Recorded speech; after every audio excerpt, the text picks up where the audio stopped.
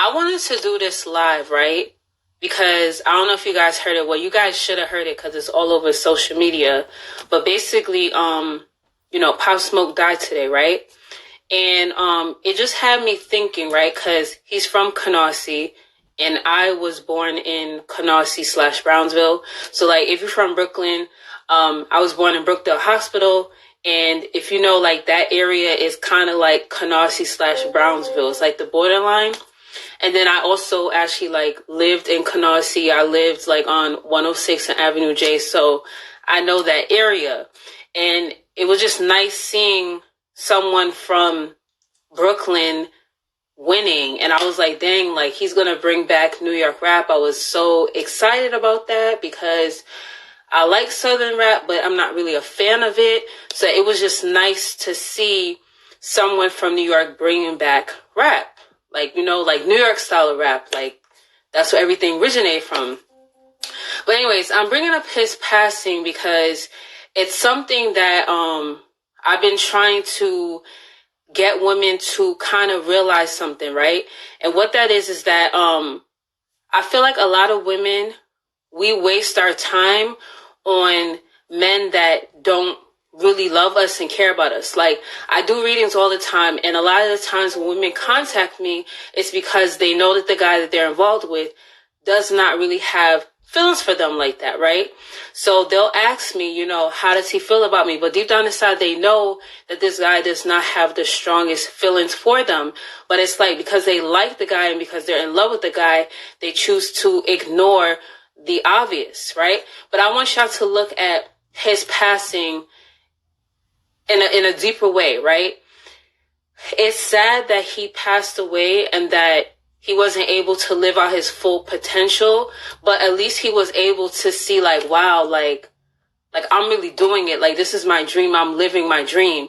And at least he can be fulfilled by just living out his dream, even though he didn't get to live it to the fullest potential because he was going to be big. You could tell. And that's how I want you guys to look at love, right? You guys are like wasting your time with these guys that don't love you the right way. And a lot of times when I do these readings and people ask me, well, does he love me? And I'm like, no, I don't see that he loves you. I see that he cares about you, but I don't see that he's in love with you. The next thing that they'll say is, well, what can I do to make him be in love with me? And just think about like how short life is, right? And God forbid you should pass away tomorrow, right? And then you're stuck and you're sitting there looking back on your life and you're like, dang, I just wasted the last 2 or 3 years of my life loving this guy who doesn't love me back. When you could have at least spent the last 2 or 3 years of your life being with someone who does love you. It's the best feeling in the world to be with someone that you know loves you. It's the best feeling in the world to be with someone who isn't stressing you out, who isn't messing with other women, who isn't putting other women before you, who isn't putting their friends before you, who's making time for you, who is actually treating you right. That's one of the best feelings in the world to actually experience that, right? And just imagine how you would feel if, yes, some women do love spells and it does backfire. Yes, that's true. That does happen to some women. Yes, I get that too. They hang on there. Yeah, and that's what I want you guys to understand. Like, you could literally, like, you don't even know when your last day is. Like, your last day could be this month, God forbid. 2 months from now, a year from now, whatever. And you sitting here chasing this guy and trying to make him fall in love with you when there's 10 other guys that you would never have to do that with them. They will love you the way that you want to be loved. You won't have to do quote unquote spells or, ask people, what can I do to make him fall in love with me? He'll love you for who you are. Like, wouldn't you rather, at least if you, God forbid, pass away, be able to say, well, damn, I got to at least experience what love is. You know what I'm saying? And this applies for other areas of your life when it comes to your career or just being around your friends and manifesting and traveling, things like that. At least if you, God forbid, you should pass, at least you'll be able to cross over and be at peace. Like, I got to live my life, right? There's so many people that don't get to cross over because they look back in their life and they have a lot of regrets. And I know someone personally that this happened to. I have a cousin that this actually happened to where, in her last days, she was chasing after her daughter's father, and he did not love her the way that she wanted to be loved. Actually, about a few months before she passed away, when he got mad at her, he told her, because she had diabetes, and he told her, well, so he said something along the lines of, bitch, I hope you die. I hope you die from diabetes. And she died literally a few months later from, well, diabetes was one of the complications that killed her. But she spent the last months of her life chasing after this man. She literally chased after him for years, actually. But when I did a reading on her, it showed that she never crossed over. She was still in limbo because she was looking back at her life like, dang, I wasted like years on this guy who did not care about me. You understand? This is why I try to stress to y'all, like, when I tell women, why don't you date a guy that you know likes you? Well, I don't like him. I don't like him back. And it's like, come on, like, you got to be kidding me here. You don't like him back, but so then they'll say, oh, I think that's settling. How is liking someone that don't like you back, how's that not settling? Wouldn't be settling be like liking someone who, okay, I'm saying it wrong. My thing is, you're telling me that liking someone who doesn't like you back is not settling. That doesn't make sense. To me, settling is liking someone who doesn't like you. Like, I would rather be with someone that I know likes me a whole lot. And then I could maybe look past, like, okay, maybe I'm not that attracted to him, but I could look past his looks and like look at, okay, look how he treats me. Look how he makes me feel. That's the thing a lot of y'all women struggle with, is y'all need to go with how a man makes you feel. And I don't care if he makes you feel good 20% of the time. Go for how he makes you feel at least 95% of the time. Like, you guys hold on to the one time where he's nice to you. You hold on to the one time where he tells you he loves you, but then the rest of the 80% of the time he's treating you like shit, calling you a bitch, degrading you, messing with other women, and don't give two fucks about you. Settling is liking someone who treats you like shit. Right, that's what I'm saying. But Miss Princess White, you'll be surprised how many girls tell me that, like, they'll say they have a guy that do like them, right? I'll be like, so why don't you give him a chance? They'll be like, oh, I don't like him. I'm like, okay, well, how does he treat you? Oh, he's really nice. He's really sweet. I'm like, why don't you give him a chance? Oh, that's settling. But you liking this guy that treats you like crap is not settling. So it's like, make it make sense. It's not that you really like this guy that doesn't like you. It's your ego. That's what it is. I pray for a hardworking man with old school values, not a rich superficial. Right. And that's what I'm saying here. It's not that you like this guy. It's your ego. It's the ego within you that's like, you like this person, they don't like you back. So now you're like, dang, why he don't like me? Like, what's wrong with me? So now it's like, you got to fix that ego. That's what it is. You don't really like this person. Think about it. You ever have a guy that don't like you, right? Or treat you like crap, and then you get tired of it and you start to leave him alone. You start to like distance yourself. What does he usually do? He starts chasing you, right? Not because he really likes you, not because he really misses you. He's chasing you because he wants to fix his ego, because it bothers him like, yo, that bitch stop talking to me that quick. That's all it is. Because as soon as you start to show interest in him again, what he gonna do? Ghost you once again.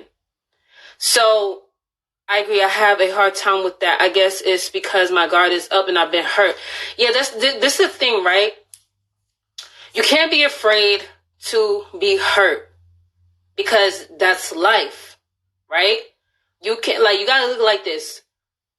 We know that you could get in a car and you get an accident, God forbid, and die.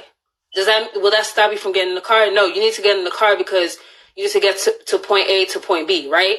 We know when you step outside, you may not make it back home, but you can't live inside your house forever because you got to go outside and do what you got to do. We also know that you could be in your home and get killed. Like Pop Smoke got killed in his home, sleeping, minding his business. So you can't be afraid of these things. You got to look at it like this. Death is promised to all of us, right? Heartbreak is promised to all of us. The more we run from it, it's like the more it comes to us. You have to find that peace within and understand that even when things are going great, there's going to always be something that goes wrong because it's just the way that the world is. You understand what I'm saying? So you have to get rid of that fear. Right. So you have to like get rid of that fear that, oh, this is going to go bad, this is going to go bad. Because you have to understand that nothing is perfect. Nothing is promised to you. Like things are changing constantly. Okay. Like as you get older, you're going to start to lose more and more people that you know. And life is going to start to change. Like what you know as normal is not going to be normal anymore. It's like your normal is going to constantly change. It's just the way life is. So stop being afraid of things that you know are promised to you.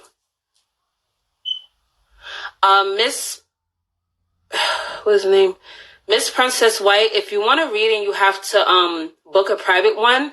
I'm not like, I want you guys to understand, I'm not going to be doing free readings every week or whatever, because this is my business. When you guys go to work every day, you wouldn't clock in and then when you get your paycheck, you're like, oh, I clocked in. Why didn't I get paid for this hour? You guys, like, you have to understand that, like, when I do readings, it takes time. I was doing free reading because, you know, I was thanking you guys for following me, and I was appreciative of it. But I'm not going to be doing free readings all the time.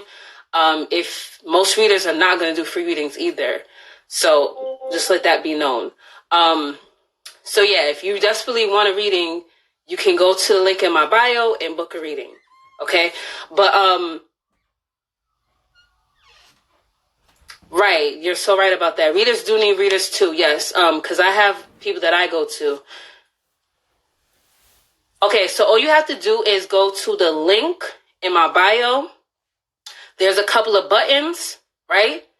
There's a button that says book private reading.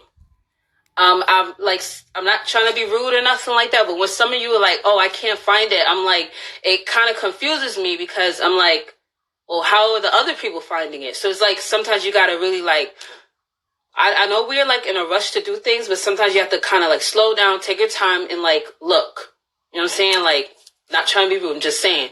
When I see other people can find it, and then you guys are saying, well, I can't find it, I get kind of confused. But, that's basically what I want to say. It's like, I don't want you guys to be like wasting your time on these guys and not understanding that life is not promised to you. Okay. And it would really suck that you, God forbid, pass away, knocking on wood, and you're looking back on your life and you're like, damn, I done spend 5 years on this guy treating me like shit, and now I'm gone. When you could have been with someone that loves you for you, and at least you could look back on your life and be like, you know what? I spent the last 5 or 6 years of my life being loved. That's all I'm trying to say. So really, at the end of the day, it is